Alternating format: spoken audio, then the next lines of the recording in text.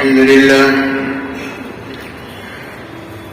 لله نحمده ونستعينه ونستغفره ونؤمن به ونتوكل عليه ونعوذ بالله من شرور أنفسنا ومن سيئات أعمالنا من يهده الله فلا مضل له ومن يضلله فلا هادي له ونشهد أن لا إله إلا الله وحده لا شريك له ونشهد أن سيدنا وسندنا ومولانا محمدا عبده ورسوله أعوذ بالله السميع العليم من الشيطان الرجيم بسم الله الرحمن الرحيم ولا تصل على أحد منهم مات أبدا ولا تقم على قبره إنهم كفروا بالله ورسوله وماتوا وهم فاسقون وقال النبي صلى الله تعالى عليه وسلم المسلم من سلم المسلمون من لسانه ويده أو كما قال عليه الصلاة والسلام. درود شریف پڑھ لیں. اللهم صل على محمد وعلى آل محمد كما صليت على إبراهيم وعلى آل إبراهيم إنك حميد مجيد. اللهم بارك على محمد وعلى آل محمد كما باركت على إبراهيم وعلى آل إبراهيم إنك حميد مجيد. میرے محترم بزرگوں اور عزیز دوستوں، پروردگار عالم کا بڑا کرم اور اس کا احسان ہے کہ اللہ وحدہ لا شریک نے ہم لوگوں کو مسلمان بنایا، اور اللہ رب العزت نے ہم لوگوں کو ایمان جیسے عظیم دولت سے نوازا. دنیا کے اندر جو سب سے قیمتی چیز تھی اللہ تبارک و تعالیٰ نے وہ نعمت اللہ نے ہمیں عطا فرمایا ہے. ان نعمتوں پر ہم سب جتنا بھی شکر ادا کریں وہ کم ہے. قرآن کریم کے اندر اللہ رب العزت نے اہل ایمان کی تعریف بھی فرمائی ہے اور ان کے صفات کو بھی گنایا ہے. اللہ رب العزت نے اہل ایمان کو الگ قرآن کریم کی آیات کے اندر تمام کے تمام لوگوں سے الگ کر کے اللہ تعالیٰ نے اہل ایمان کی فضیلت کو بتلایا، اہل ایمان کی صفات کو بتلایا کہ ایمان ہے تو ایمان کے تقاضے کیا ہیں. اگر ایمان مکمل طور پر ایک مسلمان کے پاس ہے تو وہ ایمان نظر آنے چاہیے، اور وہ ایمان صرف نام کا نہیں بلکہ وہ ایمان دکھنا چاہیے اپنوں میں بھی اور غیروں میں بھی. اور اس کے ثبوت جناب رسول اللہ صلی اللہ تعالی علیہ وسلم نے پوری زندگی پیش فرمائی ہے.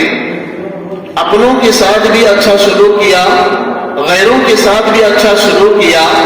اور آپ احادیث کو جتنا پڑھیں گے آپ کو کہیں پر لڑائی جھگڑے تان و تشنی غیبت چغلی یہ جتنے بھی ایمان کو کمزور کرنے والے اعمال ہیں کہیں پر بھی آپ کو وہ اعمال کرتا ہوا نہیں دکھے گا.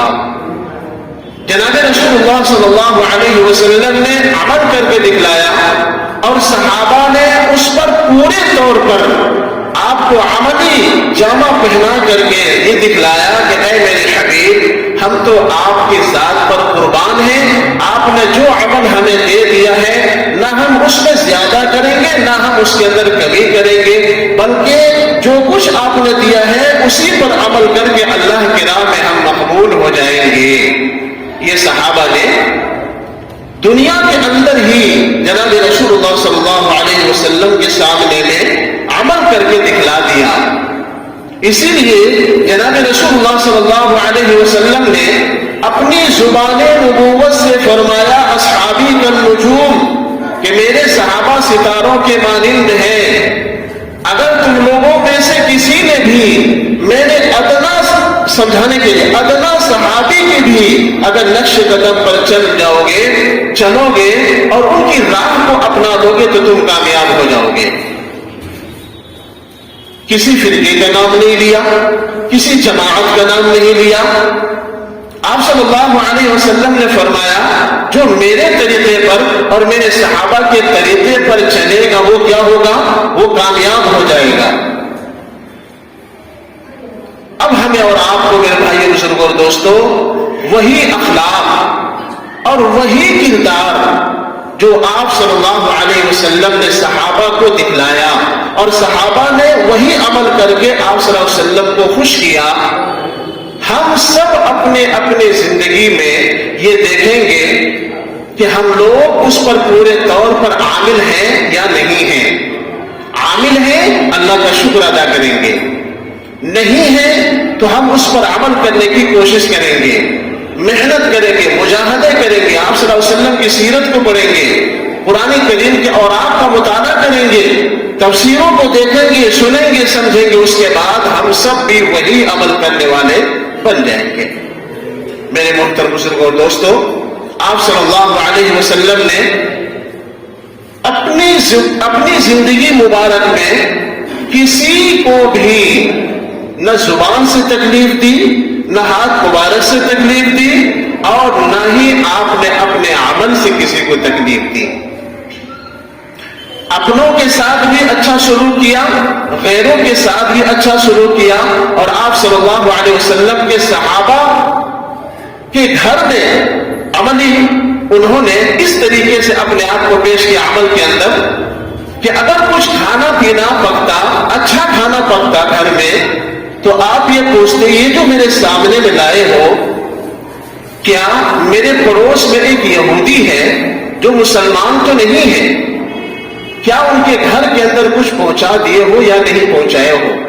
اگر پہنچا دیے ہو تو میں کھاتا ہوں، اور اگر نہیں پہنچائے ہو تو تم پہنچا کے آؤ، اس کے بعد میں کھانا کھاؤں گا۔ حضرت عبداللہ بن عمر رضی اللہ تعالی عنہ کا واقعہ ہے کہ آپ نے اپنی زندگی کے اندر ایسا ہی کام کیا۔ قرآن کریم کی سورہ توبہ کی ہم نے ایک آیت کریمہ پڑھی ہے، اور اللہ کے نبی صلی اللہ علیہ وسلم نے اس کائنات کے اندر یہ ایک ایسا عمل کر کے پوری دنیا کو پیغام دیا ہے کہ شاید کہ اتنا بڑا اخلاق کائنات کے اندر قیامت تک کوئی انسان پیش نہیں کر سکتا ہے۔ قرآن کریم کی آیت اتری کہ آپ نماز کسی منافق کی نہیں پڑھائیں گے، آپ جنازے کی نماز نہیں پڑھائیں گے، چونکہ یہ اسلام دشمن ہے، اور اسلام دشمنی کے اندر آپ کے ساتھ جو کھل کر کے اور غائبانہ بھی دونوں طریقے سے یہ دشمنی مول لیتے ہیں۔ قرآن کریم کی اس آیات کے نزول ہونے سے پہلے صحابہ فرماتے ہیں کہ آپ صلی اللہ علیہ وسلم پڑھا دیا کرتے تھے، اور اس سے پہلے کیا آیت ہے، اور خاص طور پر اس آیت کے شان نزول میں لکھا ہے کہ عبداللہ بن ابی یہ بہت بڑا منافق انسان تھا، اور جن کی منافقت پوری مکہ والوں کو پتا تھا، سب لوگوں کو معلوم تھا کہ کھلم کھلا منافق ہے یہ شخص۔ لیکن میرے محترم بزرگوں اور دوستو، آپ نے اتنے بڑے منافق جو کھلم کھلا آپ سے دشمنی مول لے رہا تھا، اس کے باوجود آپ نے ان کے ساتھ کبھی غلط سلوک نہیں کیا۔ ان کے بیٹے صحابی ہیں، حضرت عبداللہ، وہ صحابی ہیں، باپ منافق ہے، بیٹا صحابی ہے۔ بیٹا کیا ہے؟ صحابی۔ آخری وقت جب آیا باپ کا، مرض الموت کے اندر گرفتار ہوا، تو بیٹا آتا ہے اور آنے کے بعد کہتے ہیں یا رسول اللہ صلی اللہ علیہ وسلم آپ اپنا قمیص مبارک دے دیجئے، میرے باپ کا آخری وقت ہے، اب وہ مرض الموت کے اندر گرفتار ہے، اس کے مرنے کے بعد میں آپ کے قمیص میں ان کو دفن کرنا چاہتا ہوں۔ آپ صلی اللہ علیہ وسلم نے صحابی کی بات کو مانا، اور آپ نے اپنا قمیص مبارک اتار کر کے دے دیا، اور اسی قمیص کے اندر جنازے کی تیاری ہوئی، یعنی کفن پہنا دیا گیا۔ اس کے بعد وہی صحابی کہتے ہیں کہ آپ میرے ابا کے جنازے کی نماز بھی پڑھائیں گے۔ آپ صلی اللہ علیہ وسلم نے فرمایا ٹھیک ہے، منافق ہے، جنازے کی نماز بھی آپ نے پڑھا دی۔ اور جس وقت آپ آگے بڑھے تو حضرت عمر رضی اللہ تعالیٰ عنہ نے آپ کا کرتا مبارک پکڑا اور کہا کہ آپ منافق کی نماز پڑھا رہے جن کے بارے میں پوری دنیا کو پتا ہے. تو کہا کہ ابھی تک ہمارے اللہ نے اختیار دیا ہے، میں ان کے لیے استغفار کروں گا، ایک بار نہیں 70 بار کروں گا. سورہ توبہ پڑھ کر کے دیکھیں آپ، 70 مرہ، 70 بار بھی اگر اللہ کہے گا ان کے لیے استغفار کرو تو میں 70 بار استغفار کر کے انہیں میں بخشش کی دعائیں کروں گا. چنانچہ آپ صلی اللہ علیہ وسلم نے جب یہ عمل کر کے دکھلا دیا تو اس کے بعد لکھا ہے کہ اس عمل کو دیکھ کر کے ایک نے نہیں بلکہ کئی سو منافقوں نے ایمان قبول کر لیا تھا اسی وقت میں. میرے محترم بزرگوں دوستوں، جو اخلاق جناب رسول اللہ صلی اللہ علیہ وسلم نے غیروں کے ساتھ پیش کیا تو اپنوں کے ساتھ کیا معاملہ ہوگا. یہ قرآن کریم آج ہماری اور آپ کی زندگی کو یہ سبق دیتا ہے کہ اگر تم کسی کے ساتھ بھلائی نہیں کر سکتے ہو تو تم ان کے ساتھ برائی مت کرنا. تمہاری بات تمہاری زبان سے ایسے نکلے جیسے کہ اخلاق سے بھرے ہوئے ہو. تمہاری زبان، تمہاری نگاہ اور تمہاری شرمگاہ یہ سب اسلام کے مطابق استعمال ہو. اس لیے کہ دنیا کے اندر جب ایک انسان اپنی زبان سے کسی کو تکلیف دے دیتا ہے، کسی کو گالی گلوچ کر دیتا ہے یا کسی کے ہاتھ اٹھ کر کے اس کو تھپڑ لگ جاتا ہے، میرے محترم بزرگوں دوستوں، تو وہ جو پٹائی ہوئی، وہ جو غلط ہاتھ اٹھے، اس پر تو وہ زخم نکل جاتا ہے، لیکن زبان، بد زبانی، بد کلامی کا زخم ایسا لگتا ہے کہ انسان دنیا سے بھی چلا جاتا ہے پھر بھی اس کا زخم باقی رہتا ہے. تو آپ صلی اللہ علیہ وسلم نے کسی کے ساتھ ایسا نہیں کیا. ہمارے ہاتھ، ہماری زبان، ہمارے اعمال سے دوسرے مسلمان محفوظ رہیں. جب اپنوں کے ساتھ یہ حکم ہے تو اوروں کے ساتھ کیا کہنے. میرے محترم بزرگوں دوستوں، بغیر اخلاق کے ایک میاں بیوی زندگی صحیح نہیں گزار سکتے. بغیر اخلاق کے ایک باپ بیٹے کی زندگی صحیح نہیں گزر سکتی، ماں بیٹی کی زندگی صحیح نہیں گزر سکتی. ہم اور آپ اپنی زندگی کے اندر غور کریں کہ ذرا ذرا سی بات پر اور ذرا ذرا سی بول پر کتنے بڑے بڑے حالات کھڑے ہو جاتے ہیں. کیا لے کے جائیں گے دنیا سے؟ آپ صلی اللہ علیہ وسلم نے فرمایا کہ قیامت کے دن سب سے بڑا مفلس وہ انسان ہوگا جس کے پاس نمازیں بھی ہوں گی، زکوٰۃ کا عمل بھی ہوگا، حج بھی ہوں گے، صدقات بھی ہوں گے، خیرات بھی ہوں گے، سارے عمل کا مجموعہ وہ شخص ہوگا، لیکن اس کی زبان میں کسی کو گالی دی ہوگی، کسی کا ناحق مال دبایا ہوگا اور اس شخص نے اپنی زندگی کے اندر بد اخلاقی کی ہوگی، تو وہ بد اخلاقی کی بنیاد پر کل قیامت کے دن اس کے روزے، اس کے حج، زکوٰۃ، سارے اعمال کو اس کے منہ پر مار دیا جائے گا. اللہ اکبر کبیرہ. وہ شخص سب سے بڑا مفلس ہوگا.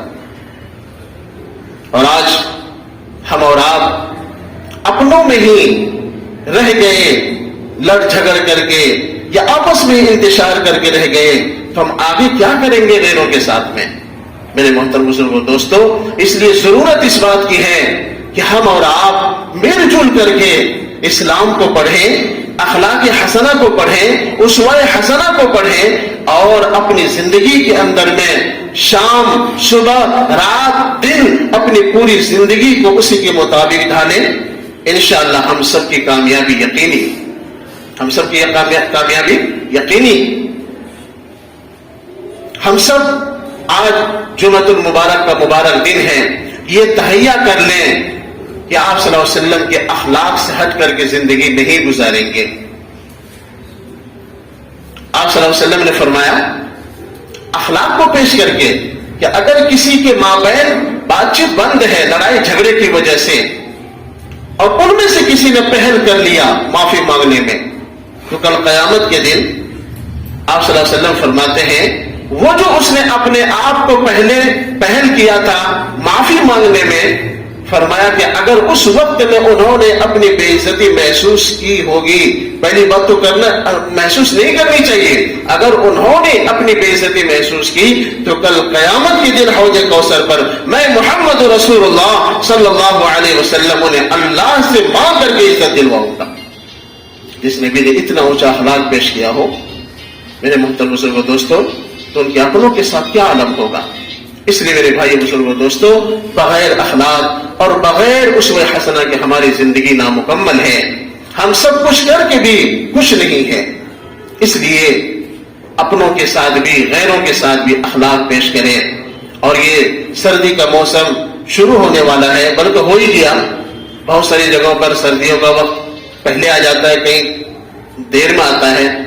اس موقع سے اپنے رشتہ داروں کے ساتھ اور اپنے پڑوسیوں کے ساتھ اور اپنے جو جاننے والے ہیں ان کے ساتھ حسن سلوک کا سب سے بہترین موقع یہ ہے کہ اگر ان کو سردی کا سامان چاہیے تو آپ ان کو تلاش کر کے وہ زکوٰۃ جو رمضان کے اندر ادا ہوتی ہے ان میں سے بھی یا اپنے جیب خرچ میں سے بھی ان کے دکھ سکھ میں کام آئے اور ان کو گرم سامان پہنچائے تاکہ ان کی زندگی بھی اچھی گزرے اور وہ بھی ہمارے طرح خوش رہیں اور ان کی ضرورت بھی پوری ہو جائے. ورنہ بہت سارے ایسے بیچارے کمزور ناتواں, اور یہ اخلاق سے ہٹ کر کے نہیں ہے. جب آپ ان کو بغیر بتائے آپ ان کو صدقہ دیں گے, آپ ان کو زکوٰۃ دیں گے اور آپ ان کی ضرورت کے کام میں آئیں گے تو اللہ آپ کی ضرورت کو اپنے فضل سے پوری فرمائیں گے انشاءاللہ. سمجھ رہے؟ اس لیے اب موسم سردی کا شروع ہو گیا ہے تو اب اس لیے خاص طور پر ان چیزوں پر خاص طور پر اہتمام کریں. اللہ رب العزت ہم سب کو اب صلی اللہ علیہ وسلم کے اخلاق پر چلنے کی توفیق نصیب فرمائے. وآخر دعوانا الحمد للہ رب العالمین.